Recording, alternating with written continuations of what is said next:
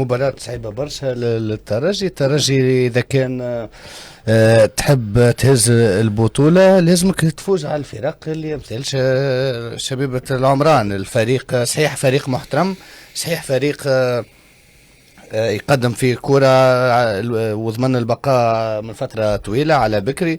الفريق اللي نشوفه في البوز اللي قاعد يحوم حول الفريق هذايا، سواء من المسؤولين اللي موجودين واللي مسكين بزمام الأمور في شبيبة العمران أو من بعض أشباه المسؤولين. أما إذا كان باش نحكيو على المباراة الحقيقة الترجي فريق كبير مطالب بالفوز. شبيبة عمران تنجم تصنع التاريخ في انها تعثر الترجي الذي تونسي، يعتبر بالنسبه لهم هما انجاز او نهايه موسم طيب، على خاطر على اثر التصريحات اللي نشوفوا فيها والحديث اللي تحكيه سواء من المدير الرياضي لشبيبة العمران او من غيره. معناتها بالنسبه لشبيبة العمران اذا كان ما تفوزش على الترجي الذي تونسي في المباراه هذه تعتبر موسم فاشل.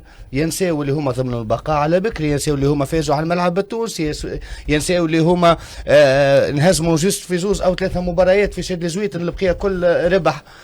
معناها بالنسبة لهم إذا كان ما فازوش على الترجي يعتبر موسم فاشل، وهذا الحقيقة نعتبروه خطأ استراتيجي سواء من إدارة شبيبة العمران اللي ترأسها طارق حمزة. صحيح عبد السلام شدد كل شيء، لكن لازم شوية رئيس النادي تكون عنده كلمته. فما هيبة نتاع رئيس نادي بلغة أخرى ما نشلكوه زاد سوبونس شوية عبارة حمام نساء زاد. شكون شلك رئيس النادي؟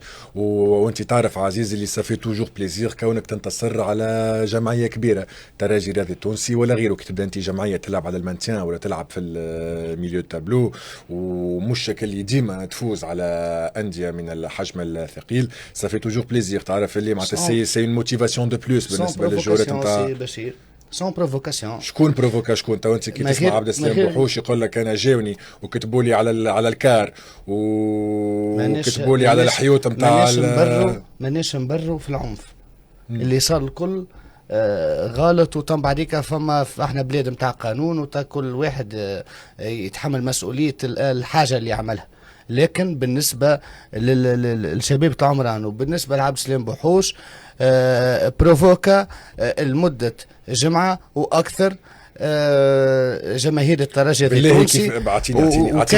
اعطيني باغ ا بلس بي على خاطر مشى قعد في لوج تفرج في الجمعيه نتاعو النادي الافريقي اللي هو يتشرف بها. معناتها ماهوش مشكله لهنا راهو اي معناتها ويني لا بروفوكاسيون انه هو انونسي وديكلاري اللي هو يحب الكلوب. طريقه الكلام اخر بروفوكاسيون هي البارح مع معز بن غربيه في التلفزه تي في، انه اعلن بصفة رسمية اللي هو من يعتبر نفسه مسؤول في النادي الافريقي ومحب للنادي الافريقي، وسوف يعمل اللي عليه الكل باش انه يوقف الترجي التونسي. وهو كان ينجم يقول تتعدى مباراة طيبة واللي يربح صح عليه. الترجي فريق كبير واحنا شباب عمران عندنا طموح، ومن الطموح نتاعنا ان ضمننا البقاء على بكري وينتهي الموضوع حد الغدي كما غير ما تبروفوكي فريق على حساب فريق.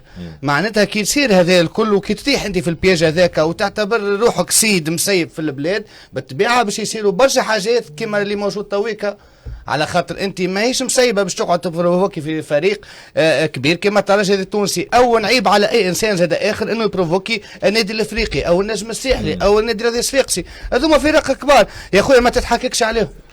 ولو انه عبد السلام بوحوش عنده فيديو ما زالت جديده بعد الانتصار نتاع جيسو على حساب ستاد تونيزيان.